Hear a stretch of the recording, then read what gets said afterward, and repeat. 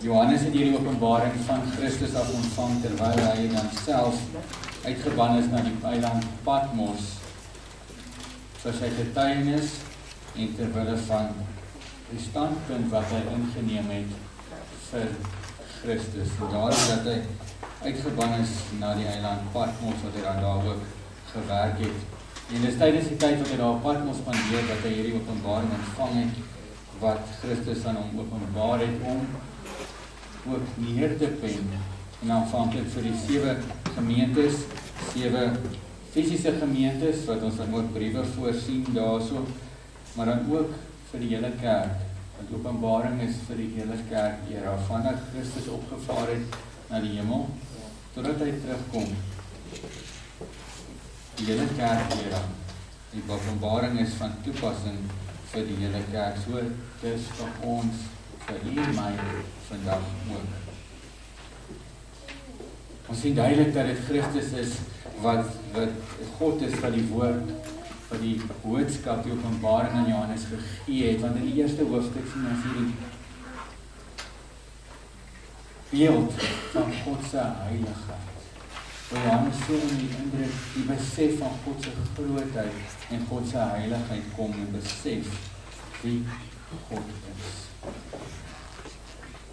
En ook Christus wat so intens betrokke is by die gemeentes, ons sien die beeld van die kandelare en hy wat tussen die kandelare rondbeweeg. Intens betrokke by elkeen van die gemeentes, bewus van alles wat gebeur, elke ding. Hierdie gemeentes in daardie tyd wat dit neergepen is, en ook 'n tyd van verdrukking deurgegaan.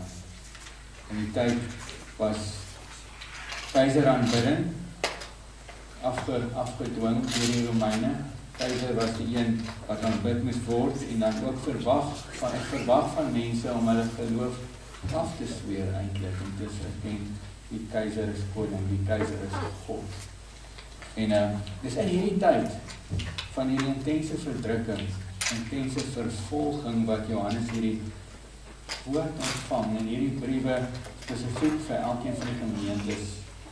En ons sien, as ons so deur die briewe lees, daar is 'n patroon wat gevolg word. Hy begin deur homself voor te stel. Nou as ons 'n bietjie teruggaan na die eerste hoofstuk, sien ons die beskrywing, dit wat Johannes gesien het, hoe hy beleef het, en dan sien ons dele van dit by elkeen van die gemeentes. Waar Christus homself aan elke gemeente op 'n spesifieke wyse voorstel, 'n bietjie van sy karakter vir ons kom wys, voor hy met die gemeente begin praat. En dan sien ons dat hulle aangespoor word, of eerder aangeprys word. Hy kom sê vir hulle wat hulle goed doen. Wat daar is, wat hulle reg doen, wat hulle moet voortgaan mee. En meeste van die 7 briewe het daardie aansporing in, behalwe die laaste gemeente aan Laodicea, wat ons sê daar is hy kon geen compliment, geen aanprysing vir hulle vind nie, hy het hulle net aangespreek. So, die briewe begin met 'n aansporing en dan is daar, word hulle aangespreek of eintlik veroordeel word oor dit wat hulle tekort skiet. Dit waar hulle nodig het om aandag te gee en die veroordeling gaan saam met 'n waarskuwing. As hulle nie daarop ag gee nie, as hulle nie iets daarop doen nie, is daar gaan gevolge wees. En dit loop saam met 'n dreigement dan uiteindelik. As hulle nie aandag gee, nie daaraan oplet nie, sal daar gevolge wees. En dit eindig nie daar nie, want na dit is daar 'n belofte vir die wat wel getrou is, vir die wat volhard tot die einde toe. 'n Belofte. En dan die einde net weer die herinnering, dat die wat hoor, die wat kan hoor, moet hoor en agslaan op hierdie woord wat uitgegaan het. So sien ons hierdie patroon deur elkeen van die 7 briewe. Ons het al gekyk na die gemeente in Efese, wat hulle aangespreek word oor hulle eerste liefde verlaat het. Die vuur, die ywer wat daar was, at die begin, sien jy daar nie, hulle het koud geword. As ons paar weke terug ook gekyk na Laodicea, wat ons sien, hulle het so laat beïnvloed deur dit wat om hulle gebeur, dat hulle weggedryf het, dat hulle toegelaat het, dat hulle verhouding met God totaal en al vervlug. So is daar in elkeen van die briewe iets waaroor hulle aangespreek word. En ons het vir mekaar al gesê, daar's 5 van die briewe wat hierdie streng veroordelings ontvang, wat tot een of ander mate ingegee het in hierdie versoeking, toegegee het of kompromie aangegaan het en toegelaat het dat die wêreld hulle beïnvloed en dat hulle boodskap en dit wat hulle het, hulle ywer wegneem en beïnvloed. Maar daar is 2 gemeentes wat staande gebly het en wat dan nie 'n veroordeling ontvang nie. Wat aangespoor word, aangemoedig word om voort te gaan met dit waarvoor hulle staan, met dit waarvoor hulle besig was. En dit is die gemeente in Smyrna en die gemeente in Philadelphia. Hulle daar word nie 'n veroordeling vir hulle gegee. Hulle die 2 gemeentes het vasgestaan en standpunt ingeneem te midde van erge vervolging. En dis daarom dat ek vanoggend net 'n bietjie wil stil staan by hierdie tweede brief, en dis die brief van die gemeente in Smyrna. Hulle het erge verdrukking deurgegaan en Christus kom skryf vir hulle deur Johannes om hulle te kom bemoedig dat daar is hoop. Dit gaan nie vir altyd so aangaan nie. Daar is hoop as hulle voortgaan, as hulle staande bly, as hulle volhard. Kom ons lees daar saam hoofstuk 2 vanaf vers 8. Sê en skryf aan die gemeente skryf aan die engel van die gemeente in Smyrna. Dit sê die eerste en die laaste, wat dood was en lewend geword het. Ek ken jou werke en verdrukking en armoede, maar jy is ryk. En die lastering van die wat sê dat hulle Jode is en dit nie is nie, maar is 'n sinagoge van die Satan. Vrees vir niks wat jy sal ly nie. Kyk, die duiwel gaan sommige van julle in die gevangenis werp, sodat julle op die proef gestel kan word, en julle sal 10 dae lank verdrukking hê. Wees getrou tot die dood toe, en ek sal jy die kroon van die lewe gee. Jy hoor het, laat hom hoor wat die Gees aan die gemeente sê. Die wat oorwin, sal deur die tweede dood geen skade ly. Ons lees net tot sover. Kom ons bid saam. Ons Vader, vanoggend kom ons weer in dankbaarheid voor U. Dankie vir die voorreg en die geleentheid om hier by mekaar te wees, om die woord te kan oopmaak en waar dit tot ons spreek. Net soos dit soveel jare gelede vir die gemeente daar in Smyrna kom bemoedig het, kom aanspreek het, so ook vir ons vandag. Daarom Vader, kom vra ons, kom en kom breek dit oop, kom spreek in ons harte, kom bemoedig en kom spreek, kom gee ons nuwe hoop om voort te gaan, om staande te kan bly vir U en U saak. Ons kom vra dit vanoggend in U naam alleen. Amen. Soos ons ook baie kere in die sending fokus in die oggende praat en in verskillende gemeentes bid, en sien ons, daar is 'n aantal lande waar daar streng vervolging is vir hulle geloof. Waar Christene die wêreld lewe vir hulle moeilik gemaak word, waar hulle vervolg word, waar hulle in vrees moet lewe, waar hulle in armoede lewe, waar selfs hulle eie families hulle verwerp, nadat hulle met Christus ontmoet het, nadat hulle die ware God, in verhouding met die ware God gekom het. En dan besef ons, as ons van hierdie lande hoor waar mense vervolg word vir hulle geloof, besef ons weet nie regtig, ons weet nie werklik wat vervolging is nie. Om te vrees vir ons lewe, om te weet, ons kan enige tyd om die lewe gebring word, omdat ons 'n keuse gemaak het, omdat ons vas staan in ons geloof en nie kompromie aangaan nie. Ons het in die Bybelstudie ook vir mekaar gesê, ons besef nie, soos ons deur hierdie gemeentes se lees en ons kyk bietjie na die agtergrond, ons besef die erge verdrukking wat daar moet was, die vervolging wat daar moet wees in daardie tyd. Hoe die wêreldgodsdienst of die keiseraanbidding op daardie stadium op hulle afgedwing is. En as hulle nie daartoe ingegee het, nie daartoe gegee het, nie kon hulle lewe verloor. Is die wêreld vir hulle moeilik gemaak.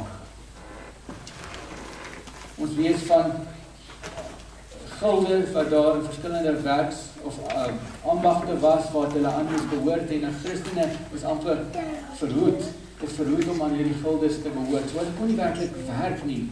En dit is so, kon hulle nie 'n inkomste kry nie. En het hulle dan ook in armoede geleef.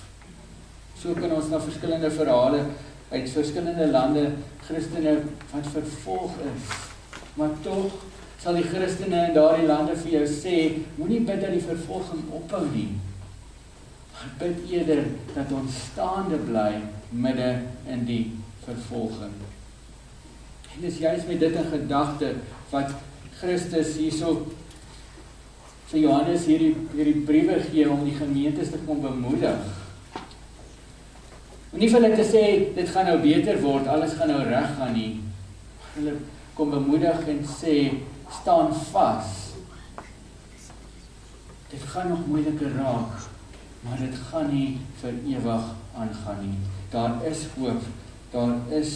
hoop aan die einde. En so, hierdie brief wat ons vanoggend ook saam lees, het 'n boodskap van hoop vir hierdie Christene in Smyrna, wat vir hulle geloof vervolg word.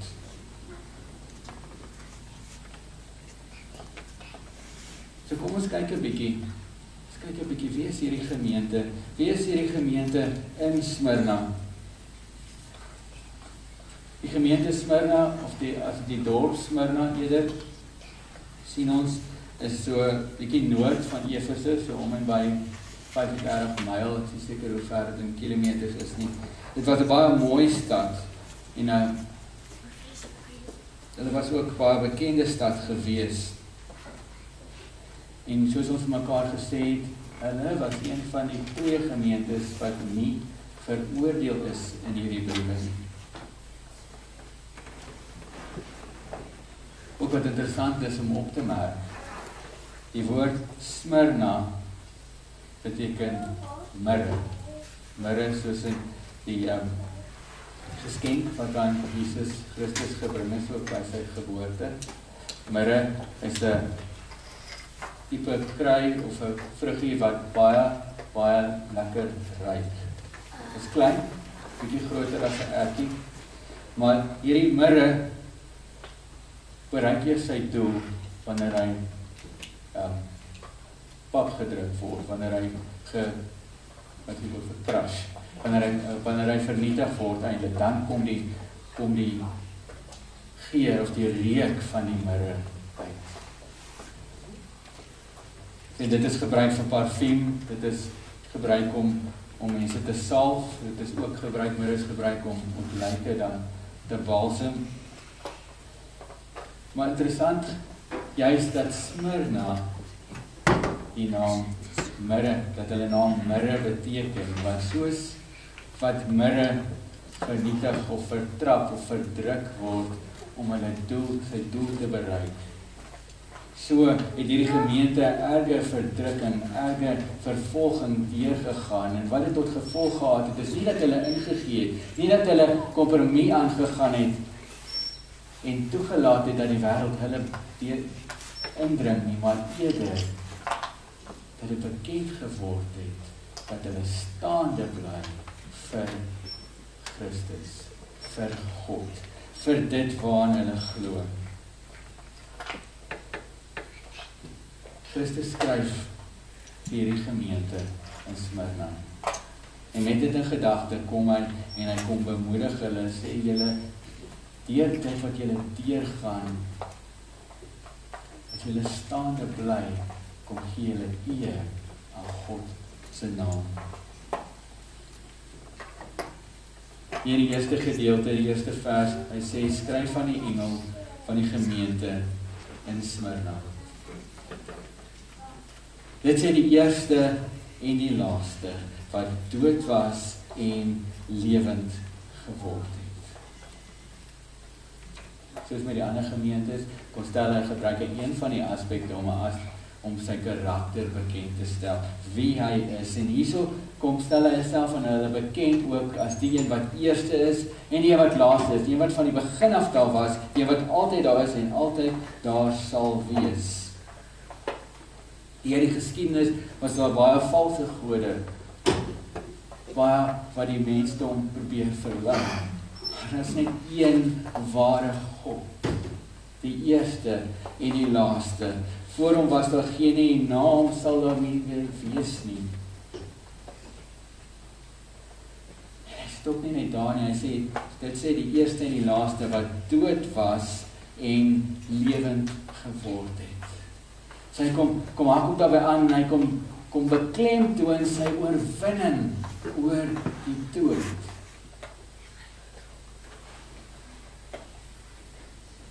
Waar hy kom sterf het, maar hoe hy nie dood gesterf het, en dit was die einde nie, maar hoe hy opgewek is uit die dood, en dus die dood oorwin het, en bewys het, hy is die een ware God. En deur dit te beklemtoon, waar hy aan die begin, wat hy vir hulle skryf, kom bemoedig hy hulle, hierdie Christene wat die werklikheid in die oë staan, dat hulle ook hulle lewens kan verloor vir hulle geloof. As ons na die wêreld kyk om ons, die wêreld sien die dood as die ergste ding wat met 'n mens kan gebeur. Die wêreld sien die dood as die einde. Maar vir 'n Christen is die dood eintlik die beste wat kan gebeur. Dink aan Paulus. Paulus skryf vir die verskillende gemeentes, maar waar hy onder andere vir die Filippense skryf. Hy sê, vir my is die lewe Christus. Hy skryf vir hulle en sê, ek het verlange daarna om heen te gaan en by Christus te wees. Dit is sy begeerte. Nie omdat hy moeg is, nie omdat hy nie meer kan sien, nie omdat hy net ingee nie. Besef, as ons by Christus is, het ons die einddoel bereik, en dan het ons die beste ontvang. Dit is wat Paulus kom beklemtoon, en dit is wat ons reg deur die God se woord ook sien. Ja, dit is moeilik. Dit is moeilik om te ly. Ons wil nie ly nie. Ons wil nie vervolg word nie. En ons wil nie graag doodgaan as ons die Here dien nie. Maar as dit nodig is, dan kan ons staande bly in hierdie vervolging, staande bly in hierdie moeilike tye.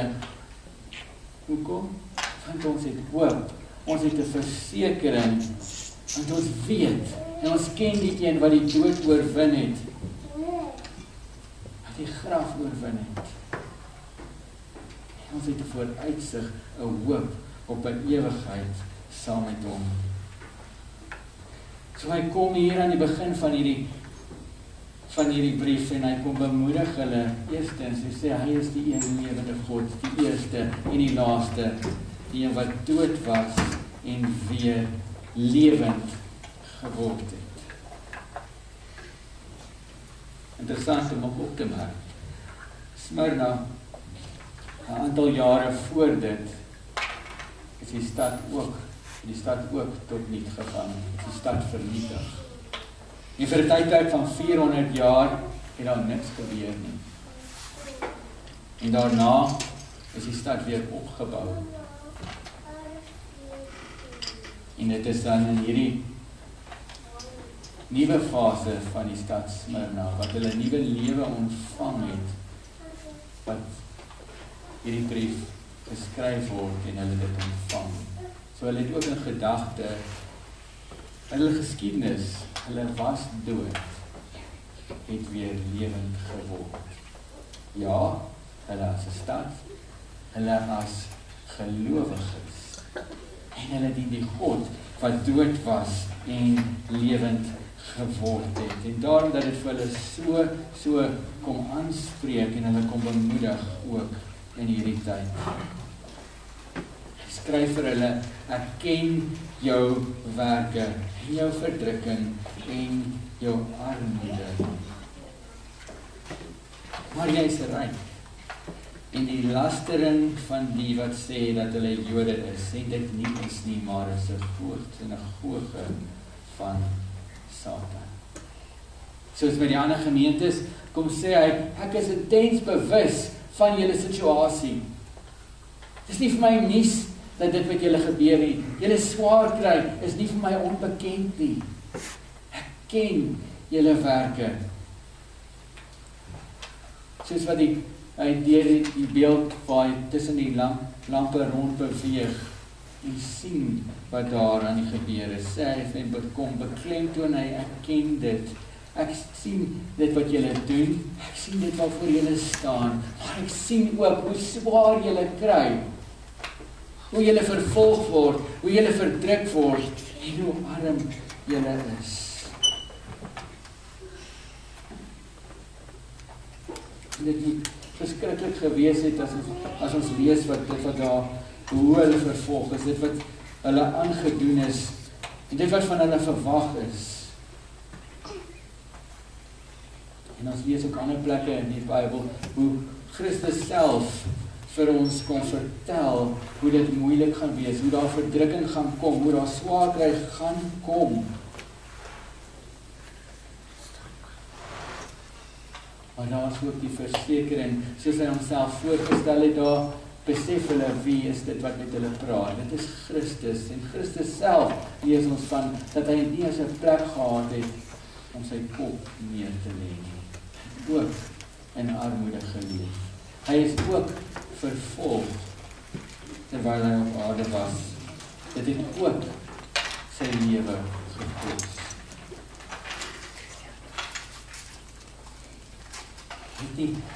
Dit het nie materieel goed met hom gegaan. Dis as hy so vir hulle sê, ek ken julle, ek is bewus van dit wat aan die gebeur is. Hoe swaar, hoe julle verdruk word, hoe swaar julle kry, kon hulle besef, God, die lewende God, identifiseer met hulle. En het in armoede geleef, soos ons mekaar gesê het, dit is vir die Christene moeilik gemaak. Hulle is vervolg, omdat hulle Christene is. Aan die een kant deur die Jode, deur die Romeine, wat keiseraanbidding afgedwing het.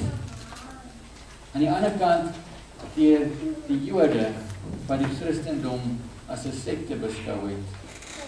En dan ook intens teen die Christene opgetree het.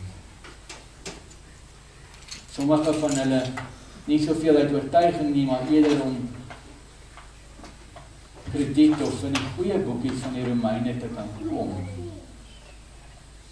Hoe dit ook al sê, hulle is verdruk, hulle is vervolg.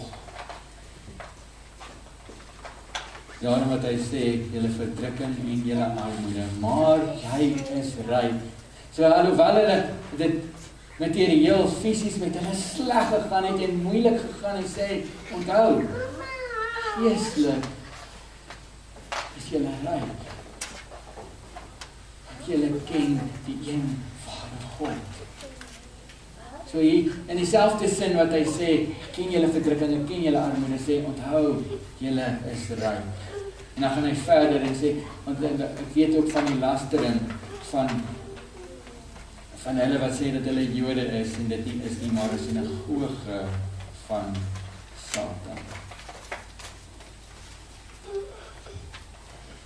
Wanneer hy daarvan praat, dan is dit van die Jode wat dan eintlik die werkinge van Satan bevorder. Nie dat hulle 'n sinagoge van Satan noem.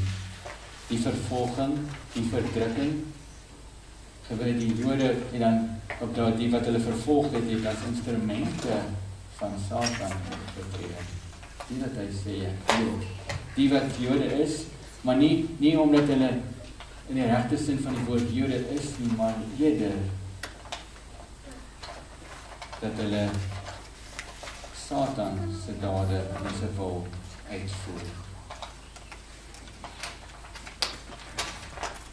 So wat is dit duidelik vir ons hierso kom word hierso is die vervolging wat hulle deurgaan. Die grootste vervolging, verdrukking, wat so gevolg gehad het dat hulle in armoede materieel geleef het. En ons kan so deur die kerkgeskiedenis ook gaan lees en sien wat die vervolging daar in daardie tyd was onder die keisers, onder die Romeine. As ons 'n bietjie gaan oplees, een van die persone wat juis in Smyrna vervolg, verdruk en gemartel is Polycarpus. Hy was bekend as die biskop van Smyrna. Hy is ook as na aanleiding van sy geloof in Christus is hy gevange geneem. Omdat hy vasgestaan het, omdat hy opgestaan het vir sy geloof. En hy is dan ook veroordeel om te sterf vir sy geloof. En ons het al mekaar gesê, wat 'n wrede wyse daar gebruik is om hierdie Christene te vermoor.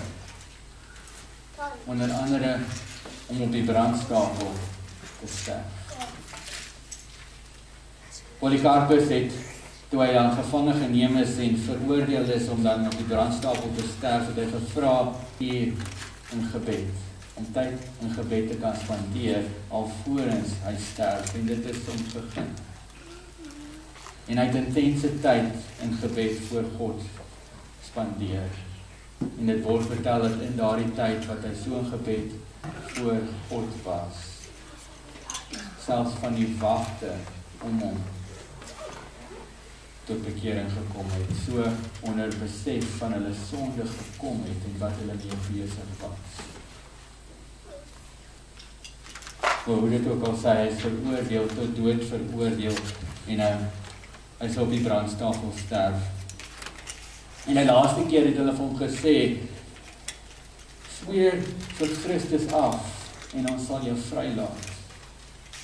En sy antwoord aan hulle was, vir 86 jaar het ek hom gedien. Vir 86 jaar het hy my nie een keer in die steek gelaat nie. Hoekom sal ek hom nou versaak? Hy wat my kom red het. Met dit is hy dan vasgebind en op die brandstapel geplaas. Die vuur is gestook.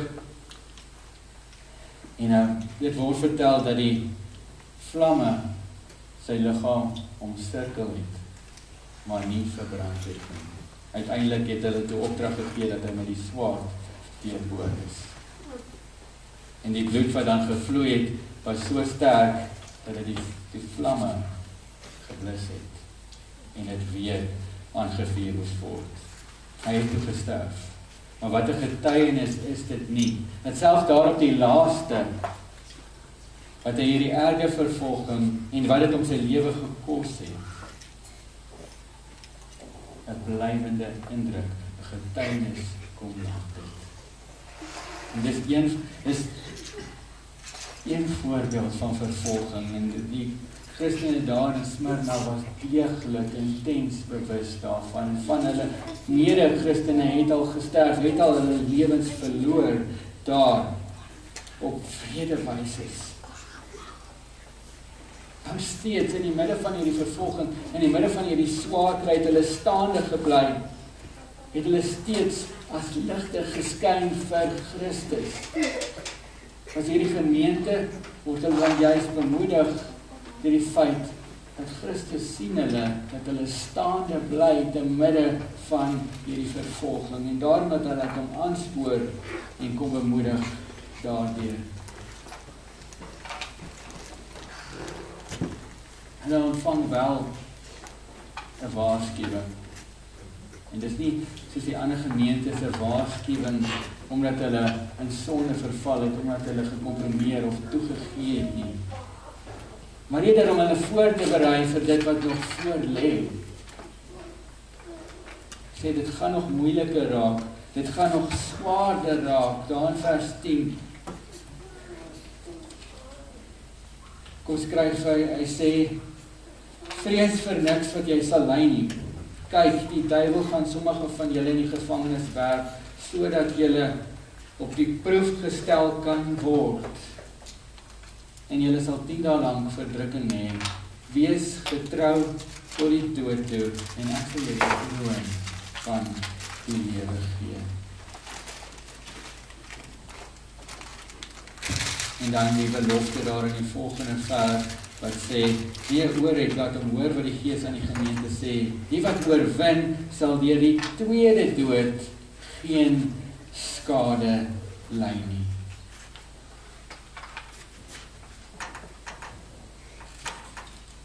So hy kom waarskuwing sê, daar gaan nog moeilike tye kom, daar is moeilike tye wat voor lê. Hulle gaan getoets word, hulle geloof gaan getoets word. En hy kom bemoedig hulle en sê, hulle moenie vrees. Dit wat mag kom, dit wat voor lê, moet hulle nie vrees nie. Hy sê, kyk, die duiwel gaan seker van julle in die gevangenis werk, sodat julle op die proef gestel word, en julle sal 10 dae lang verdrukking hê. Die 10 dae is nie noodwendig 10 fisiese dae of 'n aantal of iets wat ons nou iets moet inlees of probeer interpreteer nie, maar dit dui eerder op die tydelikheid daarvan. Hy sê dit gaan vervolg word. Satan gaan dit vir julle moeilik maak. Sy werkers gaan julle lewe moeilik maak. Maar dit is tydelik. Dit gaan nie vir altyd aangaan nie. Daar gaan 'n einde aankom aan hierdie erge verdrukking, hierdie vervolging, hierdie moeilike tye. Julle is nie alleen nie.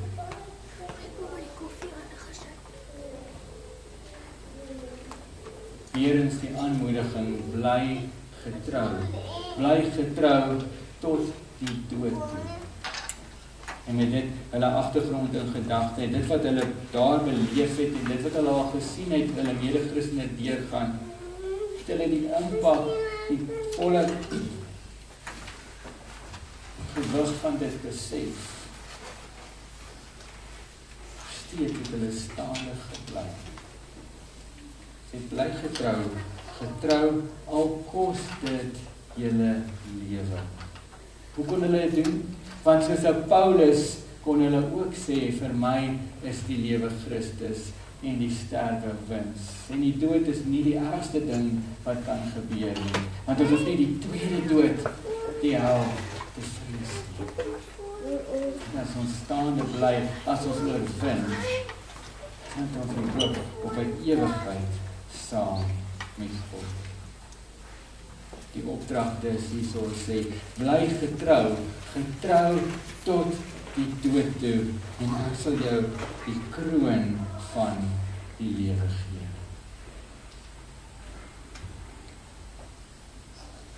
So as 'n belofte.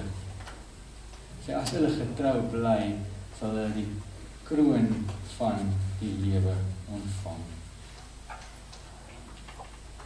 En dan ook die wat oorwin sal die tweede dood geen skade ly nie. Die kroon wat van gepraat word, is nie 'n kroon noodwendig soos 'n koninklike kroon wat op heerskappy of 'n magsposisie dui of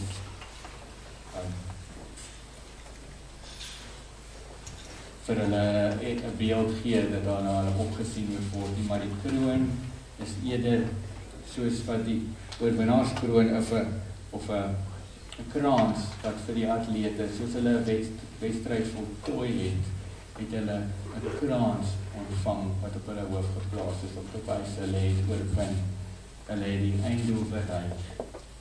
So wanneer hy praat van die kroon van die lewe, is dit eerder wat hy opdui. Jakobus skryf ook van vervolging, as hy sê, geseënd is die man wat vervolging deurstaan. Daar in Jakobus 1 vers 12, kan ons die volle vers gaan lees. So hulle wat tot die einde toe volhard, hulle wat staande bly, sal vir altyd in God se teenwoordigheid wees, sal die ewige lewe in God se koninkryk ontvang. In die ander briewe eindig dit ook met 'n belofte, sê hulle wat oorwin, hulle wat volhard. En so ook in hierdie brief, die wat volhard, die wat oorwin, sal nie deur die tweede dood skade ly nie. Die wat oorwin, is die wat die egtheid van hulle geloof bewys het, deur staande te bly. In die moeilike tye, staande te bly, selfs al het hulle die dood in die gesig gestaan. Wat getrou gebly het aan Christus, soos wat Christus getrou is aan ons. En daarom die belofte, dat hulle die oorwinnaarskraan sal ontvang. Die belofte dat hulle nie die tweede dood sal deuragtig word nie. En soos die gemeente daar bemoedig word, so ons ook, kan ons rus in dieselfde beloftes wat God vir Smyrna kom gee.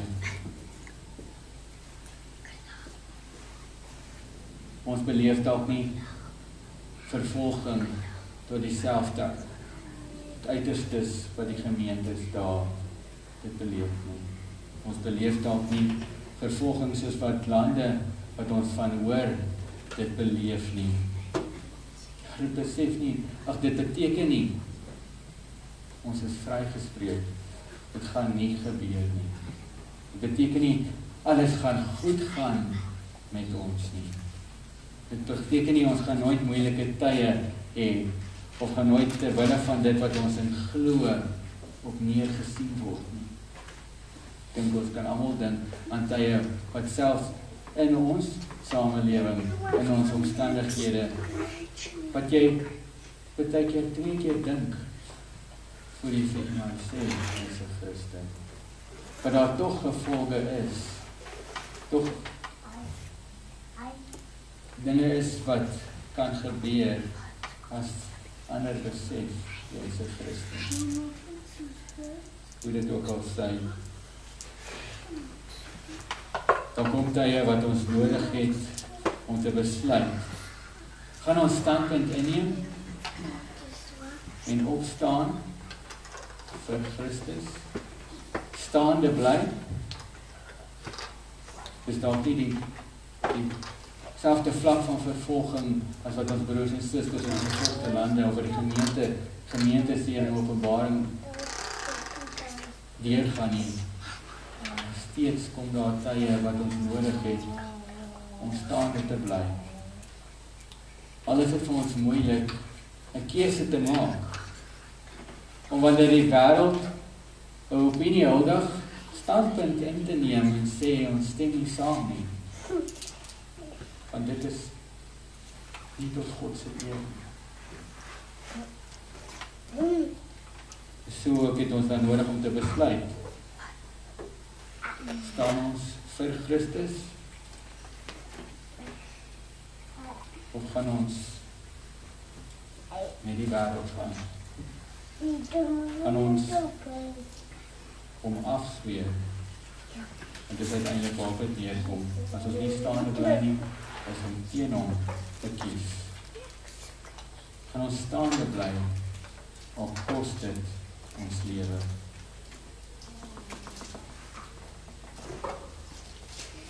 Daar is nie 'n waarborg dat as ons getrou aan Christus is, dat dit nooit met ons moeilik gaan gaan nie, dat alles nou goed gaan gaan nie, dat ons nooit lyding en dat ons nie eens vervolging gaan deurgaan nie. Inteendeel, Christus het self herhaaldelik beklemtoon. Paulus het dit kom duidelik maak. Petrus skryf ook daarvan. Daar gaan vervolging kom. Daar gaan moeilike tye kom wanneer ons vas staan, wanneer ons 'n keuse maak vir Christus. Mag ons wees soos hierdie gemeente in Smyrna, dat ons kan staande bly vir die een wat die eerste en die laaste is. Vir die een wat dood was en die dood oorwin het. Dat ons staande bly en ook die kroon van die lewe mag ontvang. So mag ons hierdeur bemoedig word, maar ook hoop ontvang. Die moeilike tye, die swaar kry, selfs dit wat nog mag gebeur, is nie die einde nie. Ons het die hoop, ons het die versekering op die ewigheid saam met Christus. Amen. Hemelvader, dankie vir die voorreg